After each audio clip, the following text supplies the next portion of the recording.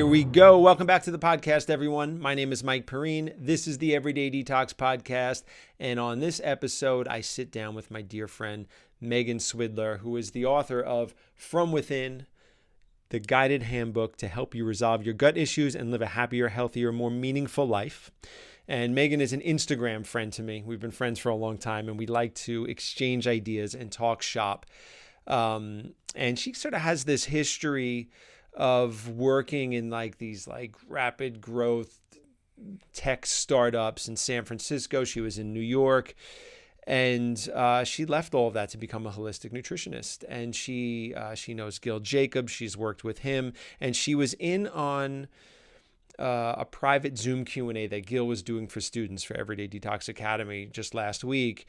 And she was like, there was a couple of things that came up, and she's like, I'd love to talk more about this with you. Let's do an Instagram live or something. And we were planning to do that. And I was like, you know what? I'm kind of burnt out on Instagram lives. Let's do a podcast. So I set up a Zoom call, and full disclaimer, the internet connection was a little shitty at moments. So some of the audio might not be as perfect as maybe we would have liked it to be. But Meghan told me about a new platform called Riverside that is supposed to have a much, much higher quality audio and video than things like Zoom and Skype. And it's kind of designed, I think, for things like this, for like recording and creating content beyond like a company meeting. So I'm going to try that out on the next one. But on this one, it's going to be great. We really get into some really cool stuff. If you would like to support this podcast, please drop into the show notes. Please go to the description. If you're watching this on YouTube and you can purchase some Velasta astaxanthin, you can visit us at everydaydetoxacademy.com and enroll in one of our masterclasses, and then get the personal invites to the private Q&As that we do with the teachers. Myself, Gil Jacobs did one. He's excited to do another one soon. Also, if you're watching this on YouTube, if you can subscribe to this channel and like this video, it helps tremendously. And if you're listening to this on podcast apps and you have not yet subscribed to this podcast, subscribing, and if you can stretch and you could leave us a review, that would be even more helpful and appreciated. Okay, guys, let's jump right into this one. So the first thing I want to start with is something you mentioned to me in our chats on social media that I don't know if you want to elaborate on, but I had so many questions. Is that you were at a store or at an event, and the Carnivore MD came up and asked you out on a date? True. Yeah. A true story. Which, by the way, hats off to him. Well, first of all, did he know that you were a plant-based holistic nutritionist? Oh, No, he didn't know. Because I was going to say, hats off to him for just stretching and being, going beyond his ideology. the context of that is he was, there was this raw, I think, yeah, you probably saw me post about this raw animal based, how Erewhon has their smoothies of the month. They had this Pearl Saladino raw animal based smoothie with organ meats and, beef liver and raw milk and all this stuff. And I had just posted on social media how gross it was, and how revolted I was by that. And I think within like 5 to 10 minutes, I realized he was launching the smoothie in the store with his team recording content. And he came up to me, he's like, do I know you? Like, do you want to go to the beach or something along those lines? I was like, I'm really flattered, but I don't think that's a good idea. Did he ask why? Was he like, oh, why not? Or did he just... I think he was just like, okay, good day. And it was something. It was great story. He calls himself the Carnivore MD. He's not really a carnivore. He's more like the omnivore MD because he eats fruits and honey and things like that. Change his Insta handle. Wait, now what does it say? What is his Instagram handle? It's Paul Saladino MD. Oh, interesting. Okay. Yeah, he does the whole like no vegetables, only meat and fruit, that kind of thing. He's a very smart guy. I mean, I think he's onto it with some things. I mean, obviously he's really onto it with seed oil. He's onto it with food quality. He's onto it with fruit. We've just obviously all reached different conclusions, but I think, the thing that's with all these different food philosophies and these extreme food philosophies, right? And I heard Simon Hill talk about this on a podcast. I listened to him a lot on podcasts, is like people like him use their own individual experience with healing to inform how they think everyone should heal, right? So like he had, I think, something like skin issues. And he healed himself through, animal-based products and limiting vegetables. And that's then now what he preaches. And I don't know the full context or story behind his healing journey, but I know that he used his individual experience to inform how he approaches healing. And I like animal protein can heal in a short window. Like it can heal certain things. And I know naturopathic doctors and functional medicine doctors who do use it at times to heal in a short window, but it's not meant to be that. The difference is that it's meant to be maybe a short-term healing tool, not a long-term approach to health and longevity. So I think that's the problem, is that it's like it was a short-term healing tool that was then used as like a mass, long-term health and longevity tool, which is not necessarily like shouldn't be the case. And I think that's the problem with a lot of these things, and why there's so much polarity in the world, is that like all these people have these individual healing experiences with different modalities, and then they say, okay, this is the way to heal, Yeah, I mean, we see this with fruitarianism. We see this with like radical diets. I've seen this even with teachers of my own, and then I started learning over the years, particularly around female clients that are experiencing cycles and having babies and breastfeeding, and then my own, and then my wife and her life, and like nutritional needs can change, and like sometimes like not everyone's going to live like me or Gil or whatever at at certain points of their life. I have a couple of male friends that are in Venice that are very animal forward, and I was with a couple of them one weekend, and like one of my guy friends took out like a huge steak, like a massive ribeye, and like was eating it at 7 a.m. with eggs. I just like looked at him. I'm like, do you go to the bathroom?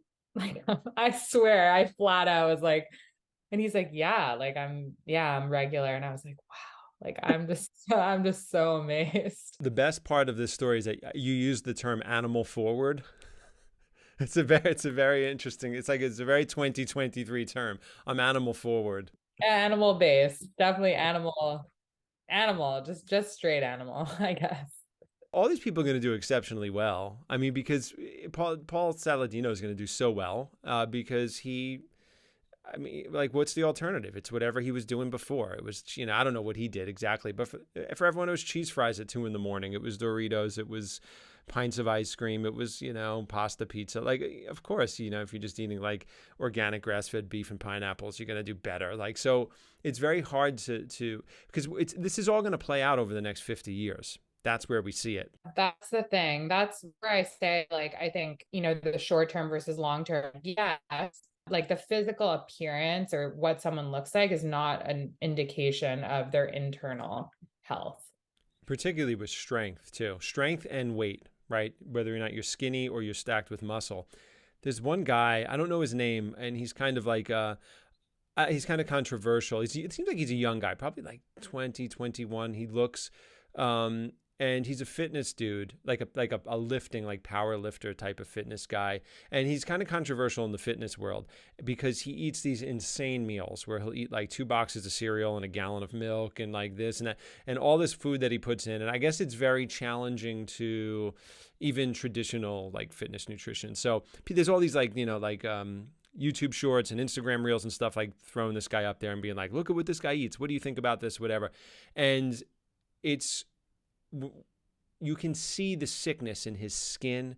He's like this, like, like he's huge. He's like stacked with muscles, extremely strong, but you can see the constipation in his face even. And you can see all the pimples on his skin and his chest and it's just like, this guy is loaded with waste, and I know that there's people that are looking at that physique though, and they're going like, oh, I need to take in this many calories. I need to take in this much protein.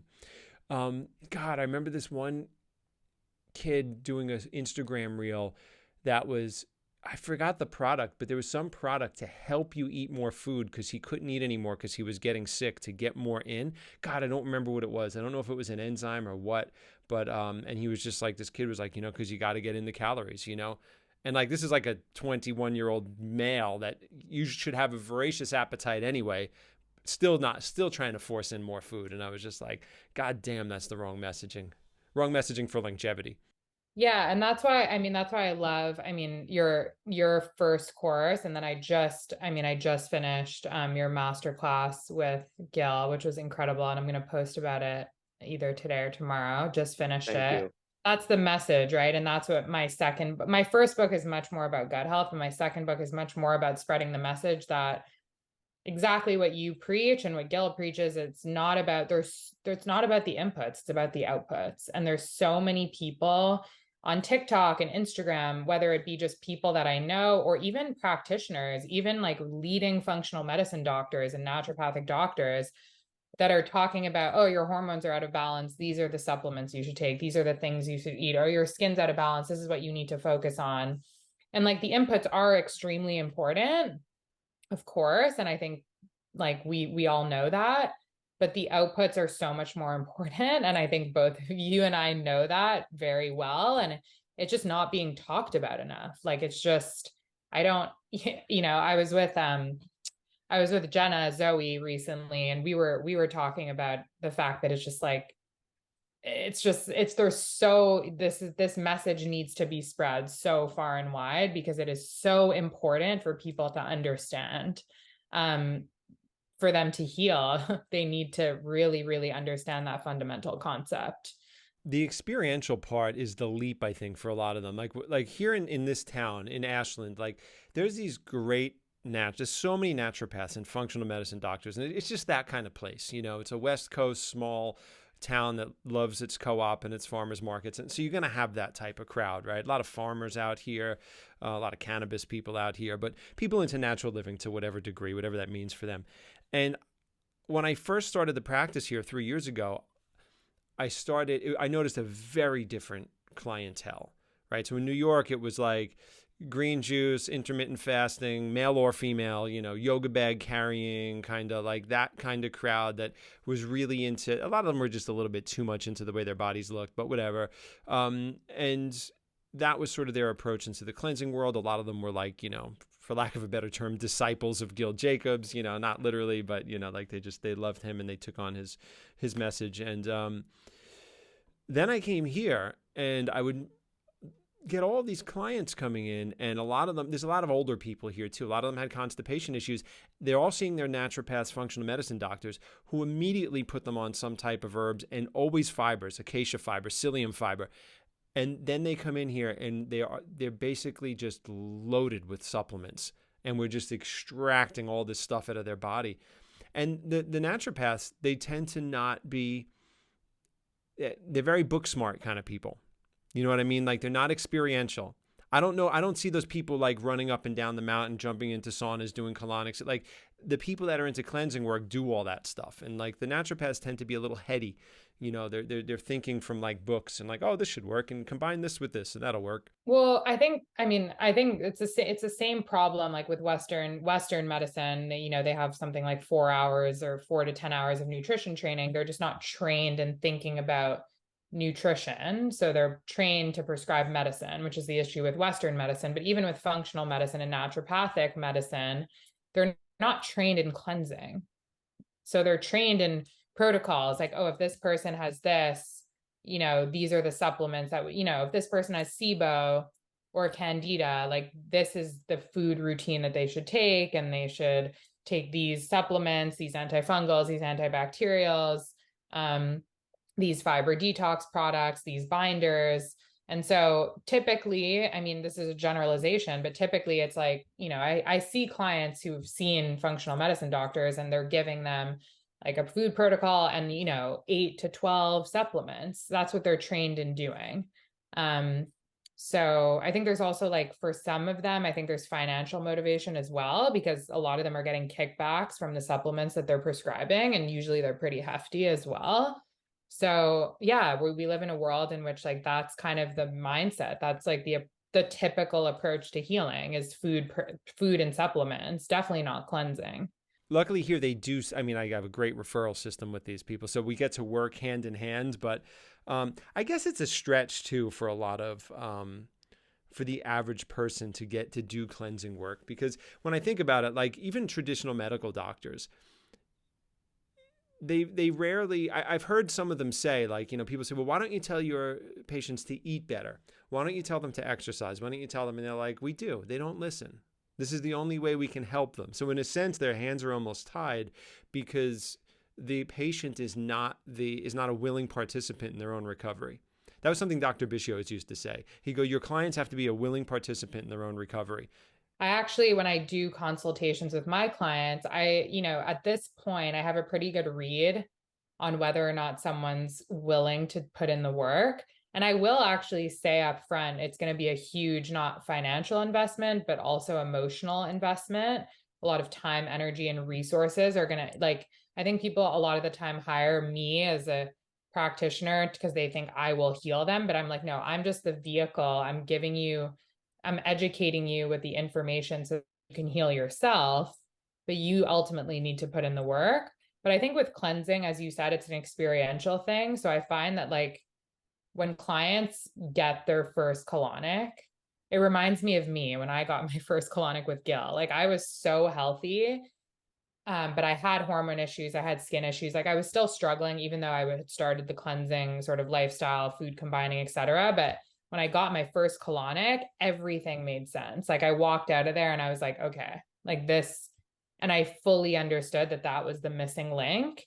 And I think at least with my clients, and I'm sure with what you see with your patients, when they come in for the first time and they leave and they feel this buoyancy and lightness and high vibration, and they have a tremendous amount of release, they say, oh my God, this is what I needed. And then they're motivated to keep going. Yeah, you have to have that. It's because the initial stages of cleansing, it feels hard. You might have detox symptoms that don't feel good. You are going to have food cravings, right? So all these things that are so uncomfortable because we're pleasure seekers and we go towards pleasure and we escape things that are uncomfortable. So there's these initial uncomfortable things. So until somebody goes through it, they almost don't believe it. We see this a lot with I've seen this a lot with males on social media, males that are that go from plant-based to carnivore, because in the period of detoxification and stripping down, they never get to the rebuilding stage. So they panic and they're like, oh, my hormones are off. I haven't had an erection. My muscle mass went down, but they don't understand that they've just sent their body into this deep cleansing, healing state, and they have to come through it. And it's scary to people. And they're like, I don't want this. So they go back. With women, just a generalization, most women want to lose weight, right? So cleansing is they're like, great, I'm losing weight. Awesome. With men, they are trying to build muscle and gain weight the time. So men with cleansing is so much more difficult because you really have to get them to trust the process, because it's you can't, you have to rebuild the foundation of the house, right? You have to break down the house and rebuild the foundation so that you can build the new house on top of it. And so that's what needs to happen. They will potentially lose weight. They will potentially lose muscle mass because we're getting rid of all the inflammation and toxicity. And then from that good foundation that we have, then they're going to build all the right muscle and stuff afterwards. But that requires so much trust in the process. And I too agree with you. It's really much harder with men than with women. Do you find, I know we talked about this, but I'm seeing so much craziness around parasite cleanses, liver detox, all this stuff is coming up on TikTok and social media. And it's very alarming to me because I'm people are just trying these things without realizing the implications on their bodies, and they're doing it in the wrong order when they have very sluggish systems. I'm curious, do you have people coming in asking about those? I do. And this is my take on it. I think that a lot of people know that there's something wrong in their body. It just becomes that time where they know they need to make a change and they have no idea where to start. So their imagination just rolls off and they see things and get influenced from it. So most people that think they have parasites don't have them. They don't even understand them. And I think that a lot of people in the holistic health space are very gullible and naive, and that's a lot of the practitioners too. I'm always hitting back on the colonic therapists because I find it a little bit of an embarrassment when they don't understand what a parasite looks like, and they'll see fecal mucus in the tube or something, and they're posting pictures and going look at this giant worm and stuff, and I'm like, are you? I was like, do you have just a wild imagination? Like, this is so embarrassing to any health professional that actually sees you doing this. Like, and, and that's the case with a lot of both the people that are the consumers of the content of the holistic health, influencers, and some of the practitioners as well. It's like, the kidney thing is huge. I've had people message me and they're like, Mike, I need your help. This is what's going on with me. I know my kidneys aren't filtering. And I'm like, hold on 1 second. What do you mean? You had your glomerular filtration rate read and you have you have kidney disease? Do you have, like, what's up? What do you mean oh, no, I just saw on this Facebook group that my urine is clear and it's not cloudy. So I need to do these things and spend, $500 on herbs to get myself straight. And I'm like, so you just reached all these conclusions on your own based on what somebody said on a Facebook group? Like, very gullible, very naive, and well-meaning though. People want to get well. They want to live naturally, and when I say this, I'm not trying to be critical and say like, oh, we have all the answers. We know what we're talking. Listen to us, But I think anybody looking in at that space will see that. Yeah, I think the problem is like with social media is like, these TikTok or Instagram reels, go viral because there's someone posting about parasite cleanse and all the worms that came out and blah, blah, blah. So then every person that has issues is trying to figure out a way to heal. But as you said, they don't know what to do. So when they hear that or they see that on social media, they're like, oh my God. Like they put two and two together. Like, oh, I have so many gut issues and skin issues. I must have a parasite like this person. And so it's a quick fix too. Cause it's like, oh, I just need to take this 5-day parasite cleanse with binders and all of that stuff's going to come out and I'm going to feel better. Right. So it's like, they see the path to healing and it feels very short. So it's very like, it's easy to just be like, okay, I'm just going to buy this $200 thing and hopefully it'll heal me. When in reality, it's like, as you said, it's like you don't have a parasite, you're pretty much like poisoning yourself in a way. The tricky part too is they have, because of the programming that's out there in the books and now on social media, they will interpret the reaction to the herbs as a die-off symptom or a detox symptom. And then they go, every time I take them, I have detox symptoms. And I get a rash right here. A lot of times people get rashes right along the intestinal line of the abdomen. Like I get the rash right there. So I know it's something coming out of me, as if these like creatures like start getting pulled out of the skin or something, right? So they're like, I know it happens. So that's why I get my colonics when I take these herbs. And I'm like, and it's so hard as a therapist because you want to be very careful how you speak about it. And you don't want to just be like, okay, you're out of your fucking mind and we need to be like, you don't say that to somebody like, so I have to gently, and of course I observe the treatment. And you have to gently like sort of bring people back to a grounded space of like, perhaps you're having a reaction to these herbs because it happens every time you take them, like 2 + 2 = 4. And then they're like, maybe it is. They cause mucus too, a lot of those herbs, because they're irritating. And then they see the mucus strings in the toilet and then they go, worms, I have worms, I think for anyone listening, the most important thing to just remember is like, if you have a slow moving colon and you're not eliminating 2 to 3 times a day without strain or difficulty types 3 or 4 on the Bristol stool chart, you should not be doing any other cleansing. I see even practitioners doing like group liver detox or group parasite cleanse, and I'll touch more about the enzyme, those like enzyme cleanses and stuff. There's a whole gamut of things, but like that should be your focus and you don't need anything else before you do that. And that just requires changes to your food routine and colonics or enemas if you don't have access to colonics. But until that happens, you should not be doing anything else, whether it's parasite, liver. I feel like a lot of the times just colonics and food can really get people to heal the majority of their symptoms. And then in odd cases, of course, maybe there's additional liver cleansing and stuff that needs to be done if there's like skin issues or hormone imbalances or really serious blood sugar imbalances or anything else. But for the most part, at least with most of my clients, I find that, cleansing through colonics and food and other modalities like really resolves, I would say, like 80 to 90% of symptoms. I'll tell you a little secret that people don't know. Now, the Vitality Broom Cleanse, this is the this is the way that we've always prepared people, not necessarily as organized as this, but this is how we've always prepared people for treatments. We start getting them to get these all-star ingredients, all-star cleansing ingredients into their smoothies, into their salads, the juicing, of course, and all these things. We would guide clients on how to prepare for a colonic. The reason it became, there's your juice right there. What is that, by the way? Beet, carrot, apple, ginger, lemon, turmeric. I would love that. But the reason this became a name, like the Vitality Broom Cleanse, and had recipes put into it and had, a structure put to it, it is valuable. I mean, that's why I created it. But it's because when we opened up the new studio, I knew that people like to do a thing.